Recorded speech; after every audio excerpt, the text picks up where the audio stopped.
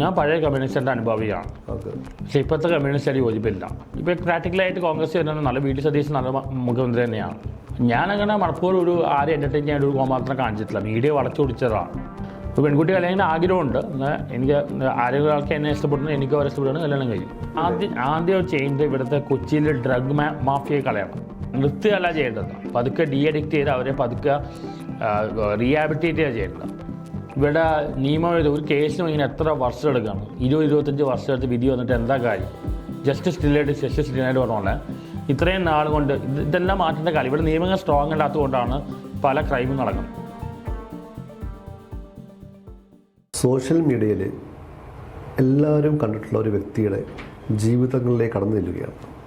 അദ്ദേഹത്തിൻ്റെ ജീവിതത്തിലെ ചില അനുഭവങ്ങൾ നമ്മളോട് അദ്ദേഹവും പങ്കുവയ്ക്കുന്നു. വേറെ ആരുമല്ല, സന്തോഷ് വർക്കി. സോഷ്യൽ മീഡിയ കൈകാര്യം ചെയ്യുന്ന, കാണുന്ന എല്ലാവർക്കും അറിയാവുന്ന ഒരാളാണ് ആറാട്ടണ്ണൻ. നമുക്ക് അദ്ദേഹത്തിൻ്റെ ചില വിശേഷങ്ങൾ ചോദിച്ചറിയാം. നമസ്കാരം. സന്തോഷ് മാത്യു വർക്കി. പക്ഷേ സോഷ്യൽ മീഡിയയിൽ എല്ലാവരും അറിയപ്പെടുന്നത് ആറാട്ടാണ്. അത് ആറാട്ട് മൂവിക്ക് റിവ്യൂ കൊടുത്ത് വൈറലായതുകൊണ്ടാണ്. ജനങ്ങളിട്ട പേരാണ് താങ്കൾക്ക് ആറാട്ടണ്ണൻ. പക്ഷേ എനിക്ക് എൻ്റെ പേര് സന്തോഷ് വർക്കിൻ്റെ പേര് പലർക്കും അറിയില്ല. അതെ. അപ്പോൾ ചെറിയ കുട്ടികൾ മുതൽ ഇപ്പം മുതിർന്നവർ വരെ ആയാലും എല്ലാ ഏജിലും ആൾക്കാർക്കും അറിയാം. ആറാട്ടം എന്ന് പറഞ്ഞാൽ അറിയാം. സോഷ്യൽ മീഡിയ ഉപയോഗിക്കുന്ന ലോകത്തുള്ള ഓൾമോസ്റ്റ് എല്ലാ മലയാളീസിനും അറിയാം. താങ്കൾ ഇതിലേക്ക് ഇങ്ങനെ വരാൻ, താങ്കൾ എന്തുകൊണ്ട് ഈ സോഷ്യൽ മീഡിയയിൽ ആറാട്ടണ്ണൻ എന്നൊരു പേരിലേക്ക് വരാൻ താങ്കൾക്ക് എന്താണ്? അറിയാതെ വന്ന പ്ലാൻഡ് അല്ല, അറിയാതെ സംഭവിച്ചതാണ്. അറിയാതെ സംഭവിച്ചത് അന്ന് ഒരു മോഹൻലാൽ ഫാൻ ആയിരുന്നു. ആ സിനിമ കണ്ടിട്ട് ഒരു ഒപ്പീനിയൻ പറഞ്ഞതാണ്. അത് ഇത്ര വൈറലാവുന്ന ഒരിക്കലും വിചാരിച്ചില്ല. ഓക്കെ. അതിനുശേഷം താങ്കൾ സ്ഥിരം സിനിമയിലെ ഒപ്പീനിയൻ പറയാനായിട്ട് പല തിയേറ്ററുകളിലും പോകാറുണ്ട്. ഞാൻ പോകാറുണ്ട്. അവിടെ താങ്കൾക്ക് ഒരുപാട് തിക്ത അനുഭവങ്ങൾ ഉണ്ടായിട്ടുണ്ട്, നല്ല അനുഭവങ്ങളുണ്ട്. ഓക്കെ. അപ്പോൾ താങ്കൾക്ക് ഏറ്റവും ഇമോഷണലായി തിക്ത അനുഭവങ്ങൾ എന്താണ് താങ്കൾക്ക് ഉണ്ടായിരിക്കുന്നത്? താങ്കൾക്ക് ഇമോഷണൽ ഇത് വരുമല്ലോ, എനിക്ക് അവിടെ പോയി അത് ചെയ്തപ്പോൾ വനിതാ തിയേറ്ററിൽ വെച്ചോ? ഏത് തിയേറ്റർ ആയാലും, വനിതാ തിയേറ്റർ മാത്രമല്ലല്ലോ. വനിതയുടെ സംഭവം പറഞ്ഞാൽ ഒരു വിത്തിൻ സെക്കൻഡ്സ് പറഞ്ഞ സിനിമാക്കാർ എനിക്ക് ആ പടം കാണാൻ ഇഷ്ടപ്പെടാത്തതുകൊണ്ട് ഇറങ്ങിപ്പോയതാണ്. അപ്പോൾ ഒരു മീഡിയക്കാരൻ നിർബന്ധിച്ച് എന്നെയും കൊണ്ട് റിവ്യൂ പറയിപ്പിച്ചു. അവസാനം അവർ അറ്റാക്ക് ചെയ്ത് എന്നെയാണ്. ആ മീഡിയക്കാരൻ്റെ പ്രശ്നം എന്നെ അറ്റാക്ക് ചെയ്തത്. ആ സമയത്ത് ഈ മീഡിയക്കാർ എന്നെ രക്ഷിക്കേണ്ട പകരം വീഡിയോ എടുത്തുകൊണ്ടിരിക്കുകയും ചെയ്തു. അത് വളരെ ശ്രമിച്ചു. കാരണം പല മീഡിയക്കാരും എന്നിലൂടെയാണ് രൂപ ഉണ്ടാക്കി പൊങ്ങി വന്നത്. ഇവിടെ കേരളത്തിലെ തിയേറ്റർ ഇവിടെ ഫസ്റ്റ് ആളെയാണ്. കോവിഡിന് ശേഷം ഓൺലൈൻ ടെസ്റ്റ് പൊങ്ങിയത് എന്നിലൂടെയാണ്. വനിതാ തിയേറ്റർ ഫേമസ് ആയതും എന്നിലൂടെയാണ്. അപ്പോൾ നമ്മൾ ഇത്രയും ചെയ്തു കൊടുത്ത മീഡിയക്കാർ നമ്മൾ രക്ഷിക്കേണ്ട പകരം വീഡിയോ എടുത്തുകൊണ്ടിരിക്കുന്ന കണ്ടപ്പോൾ പ്രശ്നം തോന്നി. താങ്കൾ പലരും പറയാറുണ്ട് ഇത് താങ്കൾ ക്രിയേറ്റ് ചെയ്യുന്നതാണ്. ഞാൻ ഒന്നും പ്ലാൻ ചെയ്തിട്ടില്ല. ഞാൻ അങ്ങനെ ഒന്നും പ്ലാൻ ചെയ്തിട്ടല്ല. ഷോൾ അങ്ങനെ സംഭവിക്കുകയാണ്. നാളെ ഒരു കൊച്ചി മച്ചാവൻ പയ്യൻ വന്ന് എൻ്റെ അടുത്തൊന്നും പ്രശ്നം ഉണ്ടാക്കി. അത് അവൻ പ്ലാൻ ചെയ്തതാണ്, എനിക്കറിയില്ല. പക്ഷേ ഇതെല്ലാം സമൂഹ മാധ്യമങ്ങൾ അല്ലെങ്കിൽ സോഷ്യൽ മീഡിയയിലെല്ലാം വൈറലായിട്ട് പോകുന്നുണ്ട്. ഞാൻ മാത്രമല്ല, പക്ഷേ പെരയുടെ പേരിലും കുറേ കോൺട്രവേഴ്സി വരുന്നുണ്ട്. അപ്പോൾ ഈ ഒരു കണ്ടന്റുകളാണല്ലോ താങ്കൾക്ക് വരുമാനം കിട്ടുന്നുണ്ടോ? വരുമാനം അത് മാത്രമൊന്നുമല്ല. ഞാൻ ഡോക്ടറേറ്റ് ചെയ്യുന്നതുകൊണ്ട് എനിക്ക് PhD ഉണ്ട്, JRF സ്കോളർഷിപ്പ് ഉണ്ട്, പിന്നെ ബർത്ത്ഡേ വിഷ് അങ്ങനെയുണ്ട്, ഇനാഗറേഷൻ ഉണ്ട്, പിന്നെ എൻ്റെ ഫാദറിൻ്റെ അസറ്റുകളുണ്ട്, അങ്ങനെയൊക്കെയാണ്. താങ്കൾക്ക് സോഷ്യൽ മീഡിയയിൽ നിന്നുള്ള വരുമാനം ഉണ്ടാവും, സ്വാഭാവികമായിട്ടും താങ്കൾക്ക് ഇത്രയും ഉണ്ടാവുന്നുണ്ട്, കാശുകൾ കിട്ടുന്നുണ്ട്. അത് മാത്രമല്ല, പക്ഷെ അത് കൂടുതലും ഈ നെഗറ്റീവ് റിവ്യൂകൾ കൊണ്ടാണല്ലോ താങ്കൾക്ക്. നെഗറ്റീവ് അല്ല, ഞാൻ പോസിറ്റീവ് നെഗറ്റീവ് രണ്ടും പറയാറുണ്ട്. ഏതാളെ കുറിച്ചാണെങ്കിലും ഏത് സിനിമയായാലും സത്യം എന്ന് പറഞ്ഞാൽ പോസിറ്റീവ് ഉണ്ടാവും, നെഗറ്റീവ് ഉണ്ടാവും, രണ്ടും പറയാറുണ്ട്. നെഗറ്റീവ് മാത്രമല്ല. ഇപ്പം ഞാൻ സിനിമയെക്കുറിച്ച് മാത്രമല്ല, രാഷ്ട്രീയത്തെക്കുറിച്ച് പറയാറുണ്ട്, പൊളിറ്റിക്സ് പറയാറുണ്ട്, പല കാര്യം പറയാറുണ്ട്, ഇൻ്റലക്ച്വലായ കാര്യം പറയാറ്. ഞാൻ എൻ്റർടൈൻമെൻറ്റും കൊടുക്കാറുണ്ട്, സോഷ്യൽ കമ്മിറ്റി ഇടാറുണ്ട്, ഇൻ്റലക്ച്വൽ ഇടാറുണ്ട്, എല്ലാം ഇടാറുണ്ട്. അപ്പോൾ താങ്കൾ രാഷ്ട്രീയത്തെക്കുറിച്ച് പറയുന്നു, താങ്കളുടെ ഒരു രാഷ്ട്രീയ സ്വഭാവം ആരാണ്? ഞാൻ പഴയ കമ്മ്യൂണിസ്റ്റിൻ്റെ അനുഭവിയാണ്. പക്ഷേ ഇപ്പോഴത്തെ കമ്മ്യൂണിസ്റ്റ് യോജിപ്പില്ല. ഇപ്പോഴത്തെ മുഖ്യമന്ത്രിയെ കുറിച്ച് താങ്കളുടെ അഭിപ്രായം താങ്കൾ പറയുവാണെങ്കിൽ എന്താ പറയുന്നത്? ഇപ്പോൾ പ്രാക്ടിക്കലായിട്ട് കോൺഗ്രസ് വരുന്നത് നല്ല വി ഡി സതീശൻ നല്ല മുഖ്യമന്ത്രി തന്നെയാണ്. എഡ്യൂക്കേറ്ററാണ്, കഴിവുള്ള ആളാണ്. വി ഡി സതീശനാണ് ഇപ്പം മുഖ്യമന്ത്രിയാൻ പറ്റിയ ഏറ്റവും വലിയ ആൾ. താങ്കളുടെ ഒരു വിദ്യാഭ്യാസ യോഗ്യത എന്ന് പറയുമ്പോൾ ഞങ്ങളെല്ലാം അറിഞ്ഞിരിക്കുന്ന യു ആർ ഗ്രാജുവേറ്റഡ്, റൈറ്റ്? ഞാൻ എഞ്ചിനീയറാണ്. അത് കഴിഞ്ഞ് ഞാൻ ഇപ്പോൾ ഡോക്ടറേറ്റ് ചെയ്തുകൊണ്ടിരിക്കുകയാണ്.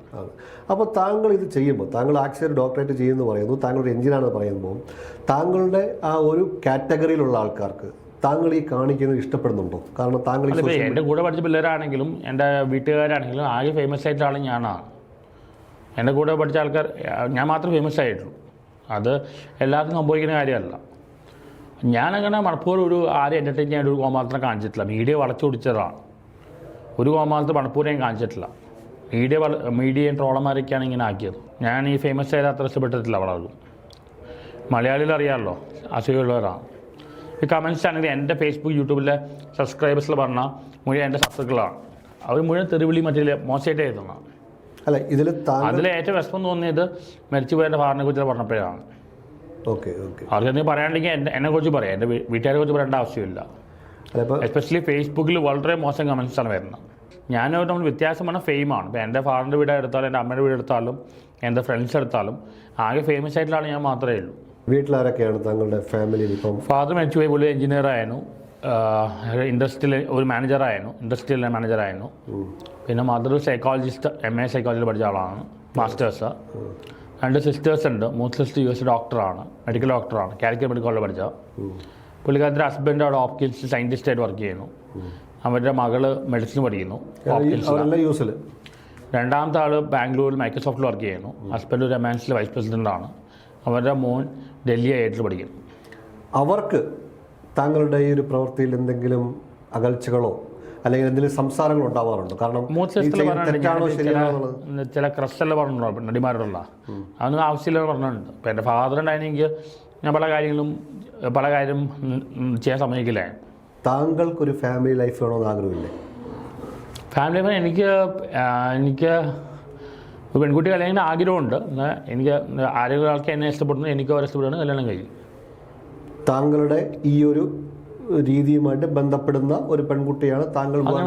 ഏതായാലും കുഴപ്പമില്ല, ഏതായാലും കുഴപ്പമില്ല. ഇപ്പോൾ ഒരുപാട് പേര് ഇൻസ്റ്റയിൽ മറ്റുള്ള ഒരുപാട് മെസ്സേജ് അയക്കലും സംസാരിക്കുന്നെല്ലാം ഉണ്ട്. ചിലതൊന്നും എനിക്ക് പറ്റുന്നില്ല. ചില ലൈഫ് ഞാൻ കംഫർട്ടബിൾ അല്ല. അപ്പോൾ താങ്കളുടെ അമ്മ താങ്കൾ നിർബന്ധിക്കാറില്ലേ, മോനെ നീ കല്യാണം കഴിക്കും, ഇത്ര വയസ്സായില്ലേ എന്നുള്ള രീതിയിലേക്കുള്ള സംസാരം വീട്ടിൽ നിന്ന് ഉണ്ടാവാറില്ലേ? അത് എനിക്ക് തന്നിരിക്കുകയാണ്. ഞാൻ പറഞ്ഞ എനിക്ക് ലവ് മാരേജ് താല്പര്യം. അല്ലെങ്കിൽ ഇപ്പോൾ പെണ്ണുങ്ങളൊന്നും വിശ്വസിക്കാൻ പറ്റില്ല. കാരണം എല്ലാം ഭയങ്കര പണിയാണ്. കാരണം നമ്മളിപ്പോൾ ഒരു പെണ്ണിൻ്റെ എന്തെങ്കിലും കല്യാണം കഴിച്ചതിന് പ്രശ്നം വന്നാൽ ഡിവോഴ്സ് ആക്കി കഴിഞ്ഞാൽ എൻ്റെ ഉള്ള സ്വത്ത് മുഴുവൻ പോകും. ഒരു പെണ്ണിന് വിശ്വസിക്കാൻ പറ്റില്ല. എപ്പോഴാണ് പണി എന്ന് പറയാൻ പറ്റില്ല. കേരളത്തിലെ പെണ്ണുങ്ങളെ എല്ലാം കൂടെ പറയാൻ പറ്റില്ല, ഒരു പെണ്ണുങ്ങളെ വിശ്വസിക്കാൻ പറ്റുന്ന. ഇപ്പം നിയമങ്ങൾ മുഴുവൻ അവർക്ക് അനുകൂലമാണ്. ഒരുപാട് പേര് മിസ്യൂസ് ചെയ്യുന്നത്. എൻ്റെ പേരിൽ തന്നെ ഒരു ട്രാൻസ്ജെൻഡർ കേസ് വന്നു. ഞാൻ ആളെ കണ്ടിട്ടില്ല ഇതുവരെ. എൻ്റെ പേരിൽ വന്ന കള്ള കേസാണ്. സ്ത്രീകൾക്ക് എന്ത് വേണം ചെയ്യാം. ഇവരായിട്ട് പല സെലിബ്രിറ്റീസ് മ്യൂച്വൽ കൺസെൻറ്റുള്ള പടം നടന്നിട്ട് പിന്നെ ഇവർ മാറ്റി പറയുകയാണ്. നിയമങ്ങൾ അവർക്ക് അനുകൂലമാണ്. എപ്പോഴാണ് നമുക്ക് പണി കിട്ടുന്നത് പറയാൻ പറ്റില്ല. അല്ല, അപ്പോൾ നമ്മൾ എല്ലാ സ്ത്രീകളെ അങ്ങനെ പറയാൻ പറ്റും? സ്ത്രീകൾ എന്ന് പറയുമ്പോൾ എല്ലാവരും മെജോറിറ്റി ആൾക്കാർ ഒരു സർക്കാർ വന്നാൽ പോലും സ്ത്രീകൾക്കാണ് മുൻഗണന. ആയിക്കോട്ടെ. ഇപ്പോൾ ഉമ്മൻചാണ്ടി ഇത്ര വയസ്സായ നല്ല മനുഷ്യൻ ഉമ്മൻചാണ്ടി പോലും സരിതാ കേസിൽ പെട്ടുപോയില്ലേ, കള്ളക്കേസിലാക്കിയില്ലേ. അപ്പോൾ അതിൽ ഭയങ്കര ബുദ്ധിമുട്ടാണ്. ഇന്ന് ആണുങ്ങൾക്ക് വളരെ ബുദ്ധിമുട്ടാണ്. എപ്പോഴാണ് ഒരു കള്ളക്കേസ് എന്ന് പറയാൻ പറ്റില്ല. എസ്പെഷ്യലി അറിയപ്പെടുന്ന ആളാണെങ്കിൽ ഭയങ്കര പണിയാണ്. സിനിമാ ഫിലിം വിജയ് ബാബു അല്ലെങ്കിൽ ഒമർ ലുലു എത്ര പേരെ പെട്ടുപോയി ചെയ്യുന്നു. എത്രയോ കേസുകൾ വരുന്നു. അത് ചിലത് എന്നോടാവും, ചിലത് ഡിഫമേഷന് വേണ്ടി വരുന്നുണ്ട്. അപ്പോൾ സ്ത്രീകളിൽ താങ്കൾക്ക് വിശ്വാസമില്ല എന്നാണോ പറയുന്നത്? എനിക്കൊന്നുമില്ല, ആർക്കും വിശ്വസിക്കാൻ പറ്റില്ല. കാരണം ഇപ്പോൾ നിയമങ്ങൾ മുഴുവൻ അവർക്ക് അനുകൂലം. എപ്പോഴാണ് പണി കിട്ടുന്നത് പറയാൻ പറ്റില്ല. ഇപ്പോൾ ഇന്ത്യയിലെ അവസ്ഥ അതാണ്. നിർഭയ കേസ് വന്നപ്പോഴാണ് ഇങ്ങനെ സംഭവം വന്നത്, നിയമങ്ങൾ അനുകൂലമായത്. പക്ഷെ അത് നോർത്ത് ഇന്ത്യയിൽ വർക്കൗട്ട് ആവും. കാരണം അവിടെ സിവിലൈസ്ഡ് അല്ലാത്തതുകൊണ്ട് റേപ്പ് നടക്കുന്നതുകൊണ്ട് ആവശ്യമുണ്ട്. പക്ഷേ ഇവിടെ അത് മിസ്യൂസ് ചെയ്യുകയാണ്. ഇപ്പോൾ തന്നെ മീറ്റു വന്നപ്പോൾ എത്ര കേസാണ് വന്നത്, എത്ര മീറ്റു വന്നു. ഇനിയിപ്പോൾ ഇതെല്ലാം ഇവർ മാറ്റി പറഞ്ഞാൽ എന്ത് ചെയ്യാൻ പറ്റും? ഒന്നും പറയാൻ പറ്റില്ല. ഞാൻ ഇപ്പോൾ ലുലുമാളിൽ അറ്റാക്ക് നടന്നപ്പോൾ ഒരു പയ്യൻ എന്നെ അറ്റാക്ക് ചെയ്തപ്പോൾ ഞാൻ കേസ് കൊടുക്കാൻ പോയപ്പോൾ അവൻ കള്ള കേസ് കൊടുക്കുക. അവിടെ കൂടുതൽ പെണ്ണിനെ കയറി പിടിച്ചു പോകുന്നു. കള്ള കേസ് കൊടുക്കുക, വുമൻ കാർഡ് ഇറക്കുകയാണ്. അല്ല, ഇപ്പോൾ കള്ളക്കേസ് കൊടുക്കുമ്പോൾ കള്ളക്കേസ് കൊടുത്താൽ പോലീസുകാർക്ക് പോലും സ്ത്രീകളെ പേടിയില്ല. അവർ പോലും നേരിട്ട് ഫോണിൽ വിളിക്കില്ല. നിയമങ്ങൾ മുഴുവൻ അവർക്ക് അനുകൂലമാണ്. അവർ മുതലെടുക്കുന്നുണ്ട് കുറേ പേര്. ഒരാളും വിശ്വസിക്കാൻ പറ്റില്ല. ഞാൻ പറയാം, എനിക്കിപ്പോൾ എൻ്റെ ജീവിതത്തിൽ ആകെ വിശ്വാസം എൻ്റെ അമ്മയെ മാത്രമേ ഉള്ളൂ. വേറെ ആരും വിശ്വാസമില്ല. എപ്പോഴാണ് പണിയെന്ന് പറയാൻ പറ്റില്ല. ഒരുപാട് പേര് എനിക്ക് മെസ്സേജ് അയക്കുന്നുണ്ട്, സംസാരിക്കുന്നുണ്ട്. ഇവർ പതുക്കെ നമ്മളെ സെക്സ് ചാറ്റിലേക്ക് മറ്റുള്ള കൊണ്ടുപോയിട്ട് അവസാനം നമ്മളെ ട്രാപ്പ് ചെയ്യും. ഇവർ സ്ക്രീൻഷോട്ട് എടുത്ത് വെക്കുക. അതുകൊണ്ട് ഇതിലൊന്നും വിശ്വസിക്കാൻ പറ്റില്ല. താങ്കൾക്ക് എന്തെങ്കിലും അനുഭവങ്ങളുണ്ടോ അങ്ങനെ സ്ത്രീകളുടെയും? താങ്കൾക്ക് എന്തെങ്കിലും ഒരു അനുഭവം? ഒരു ലേഡി എനിക്ക് ഒരു പെൺകുട്ടി ഇങ്ങനെ മെസ്സേജ് അയച്ച അവസാനം ആ പെൺകുട്ടി പറയും ഞാൻ ന്യൂഡായിട്ട് നിൽക്കണോ, ക്യാമറയ്ക്ക് മുമ്പിൽ ഞാൻ ന്യൂഡായിട്ട് നിൽക്കണം. ഹണി ട്രാപ്പില്ലേ, ഹണി ട്രാപ്പ് ചെയ്യണത്. ഞാൻ അപ്പോൾ തന്നെ ബ്ലോക്ക് ചെയ്ത് റിപ്പോർട്ട് അടിച്ച് കളഞ്ഞു. എസ്പെഷ്യലി ഫേമസ് ആയി കഴിഞ്ഞാൽ ഭയങ്കര ഒരാളുടെ പേര് പോയി അമേരിക്കയിലായിട്ട് പോലും ക്ലിൻറ്റണിൻ്റെ പേര് പോയില്ലേ. ഒരു പെണ്ണ് കേസ് വന്നതിന് ഭയങ്കര പ്രശ്നമാണ്. എപ്പോൾ വേണമെങ്കിൽ ഉണ്ടാക്കാം. ഇപ്പോൾ ഇത്രയും വയസ്സേ ഉമ്മൻചാണ്ടിയിൽ ഉണ്ടാക്കാൻ പറ്റുകയാണെങ്കിൽ ബാക്കിയുള്ളവർക്ക് ഉണ്ടാക്കാൻ തോന്നും. അപ്പോൾ താങ്കൾക്ക് ഇപ്പോഴത്തെ ഇപ്പം നമ്മൾ പുതിയ വി.ഡി. സതീശൻ ഒരു വ്യക്തി ഇപ്പം കേരളത്തിൻ്റെ മുഖ്യമന്ത്രി, ഒരുപാട് പ്രതീക്ഷകളാണ് കേരളത്തിലുള്ളവർക്ക്. ഇപ്പം പെണ്ണുങ്ങളായാലും ആണുങ്ങളായാലും ഇപ്പോൾ സാധാരണക്കാരൻ വി.ഡി. സതീശൻ എന്ന വ്യക്തിയെ ഒരുപാട് പ്രതീക്ഷകളാണ് അദ്ദേഹം ചെയ്ത വാഗ്ദാനങ്ങൾ. അപ്പോൾ താങ്കൾക്ക് ഈ പറയുന്ന പുതിയ സർക്കാരിൽ പറയാൻ എന്താണ് ഈ പറയുന്ന ആദ്യം ചെയ്യേണ്ടത് ഇവിടുത്തെ കൊച്ചിയിൽ ഡ്രഗ് മാഫിയ കളയണം. ഡ്രഗ് യൂസേജ് ഭയങ്കര കൂടിയിരിക്കുകയാണ് ഈ ജൻസി പിള്ളേരിൽ, എസ്പെഷ്യലി കൊച്ചിയിൽ വളരെ മോശമാണ്. അവിടെ ഒരു കൺട്രോൾ കൊണ്ടുവരണം. ആദ്യം രാത്രി ഒന്നും ആരും ഉറങ്ങണ പോലുമില്ല, ഫുൾ കടകൾ തുറന്നിടുക. ഇവരെല്ലാം കുറേ ആണുങ്ങൾ പെണ്ണുങ്ങൾ ഒന്നിച്ച് നടന്നിട്ട് ഇവരെന്താ ചെയ്യാനില്ല, ഒരുപാട് MDMA അടിക്കുക, പല ഡ്രഗ്സുണ്ട്. അതിലാണ് ആദ്യം ഒരു കൺട്രോൾ വരുന്നത്. അല്ലെങ്കിൽ ഇപ്പോഴത്തെ പുതിയ യൂത്ത് മുഴുവൻ പോകും. ഇവരെല്ലാം ഡ്രഗ്സിന് അടിമകളാണ്. ഇത് ഡി-അഡിക്ഷൻ സെൻ്ററില്ല, അതാണ് ചെയ്യേണ്ടത്. പെട്ടെന്ന് നിർത്തുകയല്ല ചെയ്യേണ്ടത്. ഇപ്പോൾ പണ്ട് AK ആൻ്റണി ചാരായം പെട്ടെന്ന് നിർത്തിയപ്പോഴേക്ക് വേറെ സോഴ്സിൽ കൂടെ വരാൻ തുടങ്ങി. നിർത്തുകയല്ല ചെയ്യേണ്ടത്, പതുക്കെ ഡി-അഡിക്റ്റ് ചെയ്ത് അവരെ പതുക്കെ റീഹാബിലിറ്റേറ്റ് ചെയ്യുക ചെയ്യേണ്ടത്. അത് ഒറ്റയടിക്ക് നിർത്തിയിട്ട് കാര്യമില്ല. ഒറ്റയടിക്ക് നിർത്തുമ്പോൾ വേറെ പല സോഴ്സിൽ വരും. ഇൻഡയറക്റ്റ് സോഴ്സിൽ ഇതിനെക്കാട്ടും മോശം. ഇപ്പോൾ ചാരായം നിർത്തിയപ്പോൾ ഇൻഡയറക്റ്റ് രീതിയിൽ വേറെ പല കാര്യം വന്നു. അതല്ല വേണ്ടത്. ഇത് പതുക്കെ ഡി-അഡിക്ഷനിൽ കൊണ്ടുപോയി റീഹാബിലിറ്റ് ചെയ്ത് പതുക്കെ കൊണ്ടുവരണം. പെട്ടെന്ന് ചേഞ്ച് വരുത്താൻ പറ്റില്ല. എനിക്ക് ഞാൻ കള്ളുപിടിക്കാറില്ല, സിഗരറ്റ് വലിക്കാറില്ല, ഡ്രഗ്സ് ഉപയോഗിക്കാറില്ല, എനിക്കൊരു ബന്ധവുമില്ല. ഇവിടെ പോലീസ് വളരെ കറപ്റ്റാണ്. ഇവിടെ നിയമം ഒരു കേസിന് ഇങ്ങനെ എത്ര വർഷം എടുക്കുകയാണ്, 20-25 വർഷം എടുത്ത് വിധി വന്നിട്ട് എന്താ കാര്യം? ജസ്റ്റ് സ്റ്റില്ലായിട്ട് പറഞ്ഞോളെ ഇത്രയും നാൾ കൊണ്ട് ഇതെല്ലാം മാറ്റേണ്ട കാര്യം. ഇവിടെ നിയമങ്ങൾ സ്ട്രോങ് അല്ലാത്തതുകൊണ്ടാണ് പല ക്രൈമും നടക്കുന്നത്. ഇന്ന് ആൾക്കാർക്ക് ക്രൈം ചെയ്യാൻ പേടിയില്ല. കാരണം ക്രൈം ചെയ്താൽ ലൂപ്പ് ഹോൾസ് കുറേ ഉണ്ട്, തരാൻ വളരെ എളുപ്പമാണ്. ഇപ്പോൾ ഞാൻ തന്നെ ഇന്നാൾ ഇലക്ഷൻ വന്നപ്പോൾ പിണറായി വിജയനെ കുറിച്ച് പറഞ്ഞപ്പോൾ കമ്മ്യൂണിസ്റ്റുകാർ പറഞ്ഞു ഞങ്ങൾ ഇന്നോവ കാറിൽ ഒന്ന് അറ്റാക്ക് ചെയ്യുമെന്ന്. ഇങ്ങനെ പല ബേസിലും വരുന്നുണ്ട്. ഒരു ക്രൈം ചെയ്താൽ അവർക്ക് ഒരു കുഴപ്പമില്ല, കൂളായിട്ട് റിസോർട്ട് പോവാം. പക്ഷെ നമ്മളെ പറഞ്ഞുകൊണ്ടൊന്നും മാത്രം കാര്യമില്ല. പറയുന്നതൊക്കെ ഈ പറയുന്ന സമൂഹം തമാശയായിട്ടായിരിക്കും കാണുന്നത്. തമാശയുടെ ആൾക്കാർക്ക് അത് മീഡിയ ആദ്യം മുതൽ അങ്ങനെ കാണിച്ചതാണ്. എനിക്ക് ആ സമയത്ത് പ്ലാൻ ചെയ്യാൻ പറ്റില്ല. ബിക്കോസ് എൻ്റെ ഫാദർ ഹോസ്പിറ്റലായിരുന്നു, പുള്ളി മരിച്ചു പോയി. അപ്പോൾ എനിക്കത് പ്ലാൻ ചെയ്യാൻ പറ്റിയില്ല. ഞാൻ അറിയാതായ ആളാണ്. അപ്പോൾ അതുകൊണ്ടാവാം എൻ്റെ ഫേസ് എക്സ്പ്രഷൻ, എൻ്റെ ഫേസ്, എൻ്റെ ചിരി, സംസാരം, ഇതെല്ലാം ഈ 2K പിള്ളേർക്കും പെൺകുട്ടികൾക്കും എൻ്റർടൈനിങ് ആയിട്ട് മാറ്റിയത് ഈ ഓൺലൈൻ മീഡിയക്കാരാണ്, ട്രോളന്മാരാണ്. അവർക്ക് എൻ്റെ ക്വാളിഫിക്കേഷനും എൻ്റെ ബാക്ക്ഗ്രൗണ്ടും ഒന്നും അറിയില്ല. അവർക്കാകെ എൻ്റെ കുറേ പോസ്റ്റേഴ്സും മറ്റെല്ലാം കണ്ടിട്ട് ഇവർ ചിരിക്കുകയാണ്, ഫൈൻഡിങ് എൻ്റർടൈൻമെൻറ്റ്. പക്ഷേ താങ്കൾക്ക് വരുമാനം കിട്ടുന്നുണ്ട്. അല്ല, അതല്ല മറ്റു മീഡിയക്കാരുണ്ടാക്കണം. അത് ഞാൻ സ്റ്റിക്കേഴ്സൊന്നും ഞാനല്ല ഉണ്ടാക്കണം. ഈ പറയുന്ന മീഡിയക്കാർ കാരണമാണല്ലോ താങ്കൾക്ക് മീഡിയക്കാർ കാരണമാണ് വൈറലായത്. പക്ഷേ ഞാൻ ഉണ്ടാക്കിയ കാശിനാട്ടുള്ള കൂടുതൽ കാശ് അവരുണ്ടാക്കിയിട്ടുണ്ട്. എന്നെ വെച്ച് ലക്ഷക്കണക്കിന് ബിസിനസ് നടന്നുണ്ട്. അല്ല, താങ്കളിപ്പം പറഞ്ഞു താങ്കൾ മുഖേനയാണ് വനിതാ തിയേറ്റർ പോലും ഫേമസ് ആയത് അല്ലേ? അപ്പോൾ അവരുടെ സൈഡിൽ നിന്നുള്ള റെസ്പോണ്ട് എന്താ? ഇപ്പോൾ അവരുടെ സൈഡിൽ നിന്നുള്ള റെസ്പോണ്ട് എന്താണ്? ഇപ്പോൾ താങ്കൾ അത് ഞാൻ പറയില്ല. പറഞ്ഞു കഴിഞ്ഞാൽ പറഞ്ഞു കഴിഞ്ഞാൽ അവരെന്നെ വിലക്കും അവിടെ കയറുന്നത്. അത്ര നല്ല അനുഭവം എന്നല്ല അവിടെ ഉണ്ടായിരിക്കണം. ഇപ്പം ഏതെങ്കിലും ഒരു സിനിമ, എക്സാമ്പിൾ ദൃശ്യം 3 പോലുള്ള അല്ലെങ്കിൽ അങ്ങനെയുള്ള വലിയ വലിയ സിനിമകൾ വരുമ്പോൾ അവർ താങ്കളെ വിളിക്കാറുണ്ടോ ഇന്ന സമയത്ത് വനിതാ തിയേറ്ററിൽ വരണം? എനിക്ക് സിനിമ ഫീൽഡിൽ ഒരുപാട് കോൺടാക്റ്റ് ഉണ്ട്. ഇപ്പോൾ ജിത്തു ജോസഫായിട്ട് വിളിച്ചിട്ടുണ്ടായിരുന്നു. ഡയറക്ടേഴ്സ്, ആക്ടേഴ്സ്, ആക്ട്രസ്മാരെ ഒരുപാട് പേരുടെ കോൺടാക്റ്റ് ഉണ്ട്. ഞാൻ ഇവരുടെ എല്ലാം പടം കണ്ടു വിളിച്ച് പറയാറുണ്ട്. അപ്പോൾ താങ്കൾക്ക് അതിൽ പ്രതിഫലം തരുമോ? പ്രതിഫലം തരുന്നുണ്ടോ? പ്രതിഫലമൊന്നുമില്ല. ഞാൻ റിവ്യൂവിൽ കാശ് വാങ്ങിച്ചിട്ടില്ല, ഞാൻ കാശ് വാങ്ങിക്കാറില്ല. പല സിനിമാക്കാർ ഫസ്റ്റ് ഹാഫെല്ലാം കഴിഞ്ഞിട്ട് എന്നോടൊന്ന് പറഞ്ഞിട്ടുണ്ട് പോസിറ്റീവ് പറയണോ. ഒരു സിനിമാക്കാർ പറഞ്ഞു പടം കാണാതെ തന്നെ നല്ല റിവ്യൂ കൊടുക്കാൻ പറഞ്ഞു. ഇവിടെ പല റിവ്യൂസ് കാശ് വാങ്ങിയിട്ടുണ്ട്. ദൃശ്യം 3 എന്നൊരു സിനിമ ഇറങ്ങി. ദൃശ്യം 3 ഞാൻ കണ്ടു. അത് OTT വരുമ്പോൾ ഞാൻ പറഞ്ഞ റിവ്യൂ ആൾക്കാർക്ക് മനസ്സിലാവും. ദൃശ്യം 3 എടുത്തു കഴിഞ്ഞാൽ യാതൊരുവിധ ട്വിസ്റ്റ് ഒട്ടുമില്ല. പലതും പറയാനുണ്ട്. ഫസ്റ്റ് ദൃശ്യം 1 2 ആയിട്ട് കമ്പയർ ചെയ്യാനേ പറ്റില്ല. ട്വിസ്റ്റ് ഒട്ടുമില്ല. സീരിയൽ മേക്കിംഗ് ആണ്. മറ്റേ കമ്പയർ ചെയ്യാനേ പറ്റില്ല. അതിപ്പോൾ OTT വരുമ്പോൾ ആൾക്കാർക്ക് മനസ്സിലാവും. ഇവിടെ FTVS first day first show review ജെന്യൂനല്ല. ഇവിടെ ഇപ്പോൾ വനിതാ തിയേറ്ററിൽ 7 സിനിമ ഇറങ്ങുകയാണ്, ഇൻക്ലൂഡിങ് ഇപ്പോൾ കാട്ടാളിന് ഇറങ്ങുമ്പോൾ പോലും first day first show ticket മുഴുവൻ കാസ്റ്റ് ആൻഡ് ഗ്രൂപ്പ് ബുക്ക് ചെയ്യുകയാണ്. സിനിമയുടെ ആൾക്കാർ ടിക്കറ്റ് മുഴുവൻ അവർ ബുക്ക് ചെയ്യാം. സോ അവിടെ നെഗറ്റീവ് റിവ്യൂ ഇറക്കാൻ വേണ്ടി ഇവർ കാസ്റ്റ് ആൻഡ് ഗ്രൂപ്പ് പോസിറ്റീവ് പറയുള്ളൂ, ഫാൻസിയർ positive. First day first show review ജെന്യൂനല്ല. ഞാൻ വീഡിയോ പലപ്പോൾ വേണ്ടി second show third show review അപ്പോഴേ ജെന്യൂൻ റിവ്യൂ ആയിരുന്നു. കോക്കിൻ്റെ റിവ്യൂ ആണ് അത് ജെന്യൂനായിട്ട് എനിക്ക് തോന്നിയിട്ടില്ല.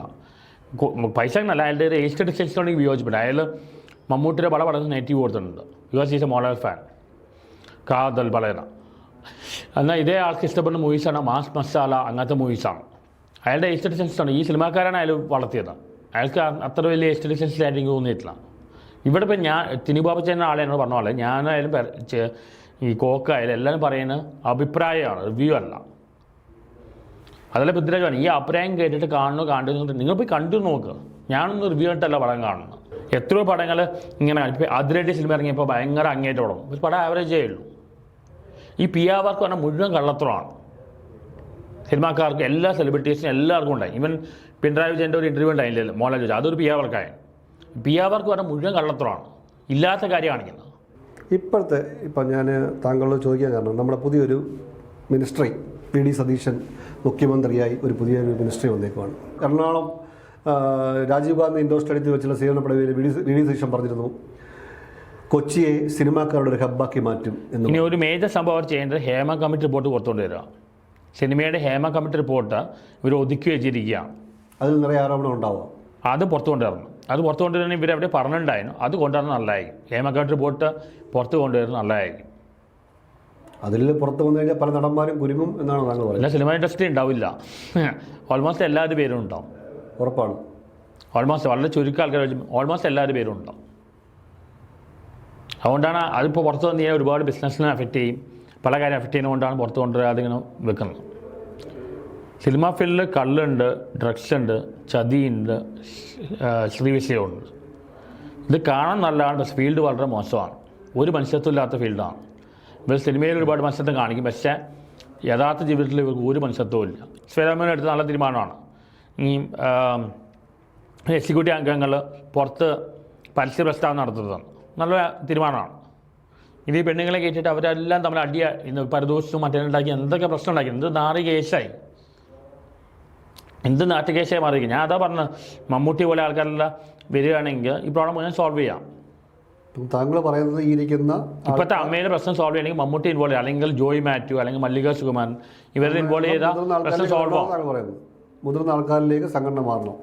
ശരിക്കും അമ്മ സംഘടന ഇവർ 5,000 പീസ് കൊടുക്കുന്നുണ്ട്. ഈ കാലത്ത് 5,000 പീസ് കൊണ്ട് എങ്ങനെ ജീവിക്കാൻ പറ്റും? ഒരു മാസം 5,000 പീസ് കൊണ്ട് എങ്ങനെ ജീവിക്കാൻ പറ്റുമെന്ന് പറയുന്നത്. ഇവിടെ നടക്കുന്നവരുടെ ഇപ്പോൾ ഐസൊലേഷൻ നടി പറയും, എനിക്ക് അമ്മയിൽ വിശ്വാസമില്ല, അമ്മ ഐസൊലേഷൻ വിശ്വാസമില്ല, ഞാൻ ചെയ്യുന്നില്ല പറഞ്ഞു. അതേപോലെ വേറെ ടോപ്പിക്കാണ് ഐസൊലേഷൻ്റെ കാര്യം പറഞ്ഞപ്പോൾ വേറെ സൈബർ അറ്റാക്ക്. എന്തൊരു സൈബർ അറ്റാക്ക് നടക്കണം. ഇപ്പോൾ ഞങ്ങളുടെ പോലെ ആൾക്കാർ എന്തെങ്കിലും മോശമായിട്ട് ചെയ്ത് കഴിഞ്ഞാൽ അത് കേസാവും. ഈ കമൻസിൽ എന്തൊക്കെ വൃത്തിയുടെ ചെയ്ത് വെക്കണം, അവർക്ക് ഒരു കേസും ഇല്ല, ഒരു കേസും ഇല്ല, ഒന്നുമില്ല. അവർ എന്തൊക്കെ വൃത്തിയുടെ ചെയ്ത് വെക്കണം. മലയാളികളുടെ മെൻ്റൽ ഹെൽത്ത് അല്ലെങ്കിൽ മലയാളികളുടെ സംസ്കാരം അറിയണമെങ്കിൽ കമൻറ്റ് ബോക്സ് വായിച്ച് നോക്കിയാൽ മതി. സെലിബ്രിറ്റീസിൻ്റെ കമൻറ്റ് ബോക്സ് നോക്കുക. ഈ കമൻറ്റ് ബോക്സ് കണ്ടാൽ അറിയാം മലയാളികളുടെ സംസ്കാരം എന്താണ്. ഭയങ്കര സൈബർ അറ്റാക്ക് നടക്കുന്നത്. കമൻസിൽ വായിച്ച് കഴിഞ്ഞാൽ ഭയങ്കര മോശം മോശം വേർഡ്സൊക്കെ ഉപയോഗിക്കുന്നത്. ഞാനിപ്പോൾ ഐൻസ്റ്റീനെ കുറിച്ചോ ന്യൂട്ടനെ കുറിച്ചോ എന്ത് പറഞ്ഞാലും തെരുവിളിയാണ്. ഇതിലും PR വർക്കുണ്ട്, കമൻറ്റ് ചെയ്യുന്ന PR വർക്കുണ്ട്, പൈസ കൊടുത്ത് കമൻറ്റ് ചെയ്യുന്ന PR വർക്കുണ്ട്, നടക്കുന്നുണ്ട്. ഓരോ കമൻസിന് പൈസ കൊടുത്ത് PR വർക്ക് നടത്തുന്നുണ്ട്. എന്നോട് ഒരു PR കാർഡ് അപ്രോച്ച് ചെയ്ത് പറയാണ്, നമുക്ക് കുറേ ഫേക്ക് ID ഉണ്ടാക്കിയിട്ട് നെഗറ്റീവ് ചെയ്തതാണ്, ഫേക്ക് ID ഉണ്ടാക്കിയിട്ട് നെഗറ്റീവ് ചെയ്താൽ. ഇപ്പോൾ എന്നെ തന്നെ അടുത്ത കാലത്ത് ഫീൽഡ് ഔട്ട് വന്ന് ഭയങ്കര ഒരു കുറേ ഉണ്ടാക്കി. അതിന് എനിക്ക് നല്ല റീച്ച് ഉണ്ട്. ഇതാരെ ചെയ്തെന്ന് PR വർക്കാണ്, പ്യുവർലി PR വർക്കാണ്, പെയ്ഡ് PR വർക്കാണ്.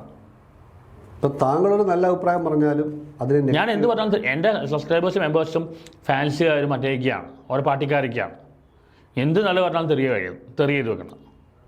ഇവർക്കറിയാം എൻ്റെ മെച്ചുവായിട്ട് ഫാറിനെ കുറിച്ച് പറഞ്ഞാൽ എനിക്ക് ഹേർട്ടാവും.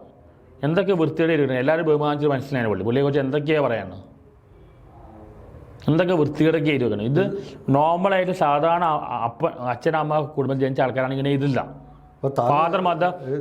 പ്രോപ്പർ ഫാദർ മതത്തിൽ ജനിച്ച ആളാണെങ്കിൽ ഇങ്ങനെ ഇതില്ല. ഇത്രയും മോശം കമൻസാണ്. താങ്കൾ എന്തുകൊണ്ട് പ്രതികരിക്കുന്നില്ല? എന്ത് പ്രതികരിക്കാൻ? ഇവിടെ പോലീസ് ഒരു കേസ് കൊടുക്കാൻ പോലീസ് സ്റ്റേഷനിൽ പോയി കഴിഞ്ഞാൽ അവർ കേസ് എടുക്കാൻ താല്പര്യമില്ല. കേസ് എടുത്തിട്ട് പുറകെ നടക്കേണ്ടി വരും. എന്ത് ചെയ്യാന്ന് പറയേണ്ടത്? ഇവിടെ പിണറായി വിജയനെ കുറിച്ച് ഞാൻ പോസിറ്റീവ് പറഞ്ഞു, നെഗറ്റീവ് പറഞ്ഞു. പിണറായി വിജയൻ നെഗറ്റീവ് പറഞ്ഞപ്പോൾ അവർ പറഞ്ഞു സൈബർ ഇന്നോവ കാർഡിനെ അറ്റാക്ക് ചെയ്യുമോ. ദൃശ്യം 3 അത്ര പോരാന്ന് പറഞ്ഞപ്പോൾ മോഹൻലാൽ ഫാൻസ് ഭയങ്കര അറ്റാക്കാണ്. അഭിപ്രായ സ്വാതന്ത്ര്യം ഇല്ല. എന്തൊക്കെയാണ് ഇത് വെക്കുന്നത്? ഞാൻ ഇവരുടെ അപ്പനമ്മയുടെ വിളിച്ചിട്ടുണ്ടോ? ഇല്ലല്ലോ. അവർക്ക് എന്തെങ്കിലും പറയാണ്ടെങ്കിൽ എന്നെക്കുറിച്ച് പറയാം, എൻ്റെ വീട്ടുകാരെ കുറിച്ച് പറയേണ്ട ആവശ്യം വളരെ ഇത് ഭീരുത്വമാണ്. കാരണം ഫേക്ക് ആയിട്ട് വന്ന് എഴുതുമ്പോൾ ആരും പിടിക്കപ്പെട്ടില്ല. ഭീരുത്വമാണ്. താങ്കളുടെ ഈ പ്രവൃത്തികളെല്ലാം താങ്കൾക്ക് സ്റ്റോപ്പ് ചെയ്ത് വേറൊരു ലെവലിലേക്ക് മാറണമെന്ന് താങ്കൾക്ക് ആഗ്രഹമുണ്ടോ? എനിക്കൊരു കോമാളിയാൻ താല്പര്യമില്ല. ഇത് സമൂഹത്തിന് മുന്നിൽ താങ്കൾ കോമാളിയാണല്ലോ. കോമാളി ആക്കിയതാണ്, മീഡിയക്കാരാക്കിയതാണ്, അവർ അങ്ങനത്തെ കാര്യം ഇട്ട് വളച്ചു പിടിച്ച് ആക്കിയതാണ്. എനിക്ക് ഐൻസ്റ്റീനെ പോലെയോ റസലിനെ പോലെയോ അങ്ങനെ ഇന്റർനെറ്റ് സെലിബ്രിറ്റിയായിട്ട് അറിയപ്പെടാൻ താല്പര്യം. പക്ഷെ അങ്ങനത്തെ കാര്യം ഇടുമ്പോൾ ആരും ഇന്റർനെറ്റിലെ കാര്യം ആർക്കും മനസ്സിലാവില്ല. ഇപ്പം പിന്നെ പൊളിറ്റിക്കലും സോഷ്യൽ കമ്മിറ്റി ഇടുമ്പോൾ ആൾക്കാർക്ക് മനസ്സിലാവും. അതിന് സാധിക്കുമോ തോന്നുന്നുണ്ടോ? ഇനി സാധിക്കാൻ പറ്റുമോ? സാധിക്കുകയും ചെയ്യും. ഇപ്പോൾ പൃഥ്വിരാജിനെ പണ്ട് രാജപ്പൻ വിളിച്ച ആൾക്കാർ ഇപ്പം രാജുവേട്ടൻ വിളിക്കുന്നുണ്ട്. ചേഞ്ചിൽ വരും, പക്ഷേ ടൈം എടുക്കും. ഇപ്പം ഞാൻ ഇങ്ങനത്തെ സോഷ്യൽ കമ്മിറ്റിയാണ് പിന്നെ ആൾക്കാർ കാണും. താങ്കൾ ഇപ്പോൾ എത്ര വയസ്സായി? ഇപ്പോൾ 40 ആകുമ്പോൾ. അപ്പോൾ ഒരു വിവാഹ ജീവിതം വേണം. കല്യാണം കഴിക്കാനും ജീവിക്കാം. എത്ര പേര് ബാച്ചിലേഴ്സായി ജീവിക്കുന്നു? കല്യാണം കഴിക്കുന്ന നിർബന്ധം എന്താ? മാറ്റം വേണ്ടേ? കല്യാണം കഴിക്കുന്ന എന്താ നിർബന്ധം? എത്രയോ പേര് ബാച്ചിലേഴ്സായി ജീവിക്കുന്നു. അപ്പോൾ താങ്കൾക്ക് ബാച്ചിലേഴ്സായി ജീവിക്കാൻ താല്പര്യം? അങ്ങനെയല്ല, എനിക്ക് ഇഷ്ടപ്പെടുന്ന പെണ്ണ് കിട്ടിക്കഴിഞ്ഞാൽ ആ പെണ്ണിനെ എന്നെ ഇഷ്ടപ്പെട്ടു, എനിക്ക് ആ പെണ്ണിനെ ഇഷ്ടപ്പെട്ടാണ് കല്യാണം കഴിക്കും. നമ്മുടെ ജീവിതത്തിൽ നിന്ന് ഒരു മാറ്റം വന്നാലാണല്ലോ നമുക്കും ഒരു മാറ്റം വരും. അല്ല, അങ്ങനെ വരട്ടെ, ആൾക്കാർ വരട്ടെ. അങ്ങനെ ആളെ എനിക്കും ഇഷ്ടപ്പെടണം, അവർക്കും ഇഷ്ടപ്പെടണം. അങ്ങനെയാണെങ്കിൽ കല്യാണം കഴിക്കാം. ഞാൻ അറൗണ്ട് 10 ബുക്കുകൾ എഴുതിയ 2 ബുക്ക് പബ്ലിഷ് ചെയ്തതാണ്. സ്റ്റാർട്ടപ്പ് കമ്പനി നടത്തിയതാണ്. ഞാനിപ്പോൾ ആദ്യം മാസ്റ്റേഴ്സ് ചെയ്തു. ഇപ്പോൾ ഞാൻ PhD കൊണ്ടിരിക്കുകയാണ്. ഇതെല്ലാം സമൂഹത്തിന് അറിയൂ. ഒരുപാട് വിവരമുള്ളവർക്ക് അറിയാം. ആ വിവരമുള്ള ഇപ്പോൾ നല്ല മനുഷ്യർക്ക് എന്നെ ഇഷ്ടമാണ്. ഇപ്പോൾ മലബാരയിൽ നല്ല സപ്പോർട്ടാണ്. മലപ്പുറം, കോഴിക്കോട്, കണ്ണൂർ, കാസർഗോഡ് അവിടുത്തെ ആൾക്കാർക്ക് ഭയങ്കര ഇഷ്ടമാണ്. ഇത് കളിയാക്കുന്ന ഈ ഡ്രഗ്സ് അടിച്ച് നടക്കുന്ന ഈ ജെൻസി പിള്ളേർ മറ്റേയൊക്കെയാണ്. 2K പിള്ളേരാണ് ഡ്രഗ്സ് അടിച്ച് അങ്ങനെ നശിച്ച് ജീവിക്കുന്ന അവരാണ് കളിയാക്കുന്നത്. താങ്കൾക്ക് കുറേ മർദ്ദനം സത്യം പറഞ്ഞു കഴിഞ്ഞാൽ ഇപ്പോൾ പ്ലേറ്റോ പറഞ്ഞു, ഫിലോസഫർ പ്ലേറ്റോ പറഞ്ഞു, നമ്മൾ സത്യം പറയുകയാണെങ്കിൽ ഒരുപാട് സത്തുക്കളുണ്ടാവും. ഇപ്പോൾ പാർവതി തിരുവോറിന് എത്ര സത്തുക്കളുണ്ടായിരുന്നു, അല്ലെങ്കിൽ പൃഥ്വിരാജിന് എത്ര. സത്യം പറഞ്ഞു കഴിഞ്ഞാൽ ഒരുപാട് സത്തുക്കളുണ്ടാവും. സോക്രട്ടീസിനെ കൊല്ലുകയും ചെയ്തതാണ്. അതങ്ങനെയാണ്. ഇപ്പോൾ ഡോക്ടർ രാജ്യാൻ ശമിയുടെ IAS ഓഫീസറുണ്ട്, എല്ലായിടത്തും ടോപ്പറായിരുന്നു. അയാളുടെ കറപ്ഷനെതിരായതുകൊണ്ട് അയാളുടെ പേഴ്സണൽ ലൈഫ് പ്രൊഫഷണൽ ലൈഫ് ഇവിടുത്തെ ആൾക്കാർ കളഞ്ഞു. അയാൾ IIT ടോപ്പറായിരുന്നു, IAS ടോപ്പറായിരുന്നു, എല്ലായിടത്തും ബ്രില്യൻ്റ് ആയിരുന്ന അയാൾ ഇവിടുത്തെ രാഷ്ട്രീയക്കാരെല്ലാം ചേർന്ന് അയാളുടെ പേഴ്സണൽ ലൈഫ് പ്രൊഫഷണൽ ലൈഫ് എല്ലാം കളഞ്ഞു. ബ്രില്യൻ്റ് ആളായ. ഇതാണ് കേരളം. അപ്പം നമുക്ക് ഇവിടെ ജെന്യൂൻ ആൾക്കാർക്ക് നിൽക്കാൻ ഭയങ്കര ബുദ്ധിമുട്ടാണ്. അത് മാത്രമല്ല, മലയാളത്തിൽ ഒരു സെലിബ്രിറ്റി ആക്കി ചെയ്യുന്ന തെറിവിളിയെ കൂടുതൽ. കാരണം ഇവർക്ക് അസൂയാണ്. വേറെ സ്ഥലത്ത് ഞാൻ ഇപ്പോൾ സെലിബ്രിറ്റി ആക്കി വേറെ ലെവലിലേക്ക് പോയാണ്. ഇവിടെ ഇവർക്ക് ഞാൻ കോമാളി തന്നെ ആവണം. ഭയങ്കര സാഡിസ്റ്റോ അസൂയ എല്ലാം ഉള്ള ആൾക്കാരാണ്. കേരളം നല്ല സ്ഥലമാണ്, പക്ഷെ മലയാളികൾ ശരിയല്ല. ഒരാളും അറിയപ്പെടുന്നതോ ഒരാൾ പൈസ ഉണ്ടാക്കണോ ഒന്നും ആർക്കും ഇഷ്ടമല്ല. സന്തോഷ് വർഗീയത കുറച്ച് ആൾക്കാർക്ക്, കുറച്ച് മലയാളികളിൽ ഒരു 30% ആൾക്കാരായിരിക്കാം. ബാക്കി 70% ആൾക്കാരെയും താങ്കൾ ഈ പറയുന്ന 100% ആൾക്കാരെയും താങ്കൾ 100% അല്ല, 90% ആൾക്കാരും ഇവരുടെ മനസ്സ് കൊള്ളില്ല. ഇവിടെ CP രാമസ്വാമിയോടും പുറത്താക്കി ഓടിപ്പിച്ചിട്ട ആൾക്കാർ ഇവിടുത്തെ ആളുകളുടെ മനസ്സ് കൊള്ളില്ല. എന്തുകൊണ്ട്? ഇപ്പോൾ IT ഇൻഡസ്ട്രി ഏറ്റവും കൂടുതൽ വരുന്ന ബാംഗ്ലൂരല്ല, ഇവിടെ കേരളത്തിലെ വരുന്നുണ്ട്. കാരണം മിക്ക സോഫ്റ്റ്വെയർ എഞ്ചിനീയേഴ്സ് ഇവിടെ ഉള്ളവരാണ്. എന്തുകൊണ്ട് വരുന്നില്ല? വരവേൽപ്പ് സിനിമയിൽ, മോഹൻലാലിൻ്റെ സിനിമയിലൊക്കെ പറയുന്നില്ലേ, ഇവിടെ ഒരു ഇൻട്രസ്റ്റ് തുടങ്ങാൻ പറ്റില്ല, ഒന്നും തുടങ്ങാൻ പറ്റില്ല. ഇവിടെ ഒന്നും നടക്കില്ല. ഇവിടെ ആ രാജ്യാൻ ശമീന അയാളുടെ അവസ്ഥ നോക്കിയേ. അത് നമ്മുടെ രാഷ്ട്രീയത്തിൻ്റെ പ്രശ്നം, അല്ലാതെ ഇത് രാഷ്ട്രീയം മാത്രമല്ല. രാഷ്ട്രീയം മാത്രമല്ല, ആളുകളുടെ ഇവിടെ ഇപ്പോൾ എന്തൊക്കെ ഇപ്പോൾ ഇവിടെ ഇപ്പോൾ സെക്സിനെ കുറിച്ച് സംസാരിക്കാൻ പറ്റില്ല, അതൊരു ടാബുവാണ്. മാനസികരോഗം മോശമാണ്. ഇവിടുത്തെ ആൾക്കാർ വിദ്യാഭ്യാസം ഉണ്ടെങ്കിലും ഇവർ ചിന്തിക്കുന്നില്ല. ഇവിടെ എല്ലാ ഇവർ കാര്യങ്ങൾ വിശകലനം ചെയ്യുന്നില്ല. അന്ധവിശ്വാസങ്ങൾ ഇപ്പോഴും ഉണ്ട്, കാസ്റ്റിസം ഇപ്പോഴും ഉണ്ട്, എല്ലാം ഉണ്ട്. ഒന്നിനെയും കുറിച്ച് ഒരു വിശകലനം ചെയ്യുന്നില്ല. വിദ്യാഭ്യാസമുണ്ട്, 10ാം ക്ലാസ്സിൽ വിദ്യാഭ്യാസം ചിലപ്പോൾ ഉണ്ടാവുകയും, പക്ഷെ ഒരു കാര്യം വിശകലനം ചെയ്യുന്നില്ല. പല കാര്യങ്ങളും എന്ത് മോശമായിട്ട് ഡീൽ ചെയ്യുന്നത്. ഇപ്പോൾ ഈ ജനാധിപത്യം, ഇപ്പോൾ ഇന്ത്യ ഡെമോക്രാറ്റിക് കൺട്രിയാണ്, ജനാധിപത്യ സംഭവം വർക്കൗട്ട് ആവില്ല. അത് കാരണം ഇത് തുടങ്ങിയത് ഗ്രീസിലാണ്. സോക്രട്ടീസ് വെച്ചപ്പോൾ പ്ലേറ്റോ പറഞ്ഞാണ്, മെജോറിറ്റി ആൾക്കാർ എടുക്കുമ്പോൾ മെജോറിറ്റി ആൾക്കാർ ചിന്തിക്കാത്തവരാണ്. പൊതുജനം കഴുതുക എന്ന് പറയും. ഈ പൊതുജനം കഴുതിയ മാനിപ്പുലേറ്റഡാണ് സിനിമാക്കാരും രാഷ്ട്രീയക്കാരെല്ലാം വിജയിക്കുന്നത്. 95 to 98% ആൾക്കാർ മാസാണ്, ചിന്തിക്കാത്തവരാണ്. ഇവിടെ ഏറ്റവും കൂടുതൽ ഓടുന്ന മാസ് പടങ്ങൾ. എന്താ കാരണം? മാസ് ഓഡിയൻസ് നഷ്ടപ്പെടാൻ. ചിന്തിക്കുന്ന വിദ്യാഭ്യാസമുള്ള ക്ലാസ്സായിട്ട് ആൾക്കാർ കുറവാണ്. ഭൂരിഭാഗം ആൾക്കാർ മാസാണ്. ഈ മാസത്തെക്കുറിച്ച് മനസ്സിലാക്കിയാണ് എല്ലാം നടക്കുന്നത്. ഇനി മുന്നോട്ട് സന്തോഷ് വർക്ക് എനിക്ക് ഒരു ഇൻ്റർനെറ്റ് സെലിബ്രിറ്റിയായിട്ട് അറിയപ്പെടാൻ താല്പര്യമുണ്ട്. ഞാൻ എൻ്റർടൈൻമെൻറ്റ് വീഡിയോസ് ഇടാറുണ്ട്, സോഷ്യൽ കമ്മിറ്റി ഇടാറുണ്ട്, ഇൻ്റർനെറ്റിൽ ഇടാറുണ്ട്, എല്ലാം ഇടാറുണ്ട്. അതുകൊണ്ട് എന്നെ നല്ല പോപ്പുലാരിറ്റി ആയിട്ട് എന്നെ ഇപ്പോൾ പല ഫോറിൻ കൺട്രീസ് മറ്റെല്ലാം വിളിക്കുന്നുണ്ട്. ഇപ്പോൾ ചേഞ്ച് വന്നുകൊണ്ടിരിക്കുകയാണ്. ചില ടേക്ക് സം ടൈം. താങ്കളിൽ നിന്നൊരു മാറ്റം പ്രതീക്ഷിക്കുന്നു? മാറ്റം നടന്നുകൊണ്ടിരിക്കുകയാണ്. കുറച്ച് ടൈം എടുക്കും. അപ്പോൾ ഇനി മുന്നോട്ട് നല്ലൊരു മാറ്റം വരട്ടെ. അങ്ങനെ നല്ലൊരു ഇൻ്റർവ്യൂ ആയിരുന്നു, നല്ല ചോദ്യങ്ങൾ ചോദിച്ചത്. സന്തോഷ് വർക്ക് ചെയ്ത വ്യക്തി ഈ ആറാട്ടം വന്നിട്ട് ജനങ്ങളുടെ മുന്നിലേക്ക് വരും. ഞാൻ വളരെ തെറ്റിദ്ധരിക്കപ്പെട്ട ആ തെറ്റിദ്ധാരണ മാറട്ടെ. ഉറപ്പായിട്ടും 100%. താങ്കൾക്ക് എല്ലാ വളരെ തെറ്റിദ്ധരിക്കപ്പെട്ട ആളാണ്. ആ തെറ്റിദ്ധാരണ മാറട്ടെ. താങ്കൾക്ക് എല്ലാവിധ ആശംസകളും നഗരം ലൈവിൻ്റെ പേരിൽ നേരുന്നു. Thank you. Okay. Thank you very much.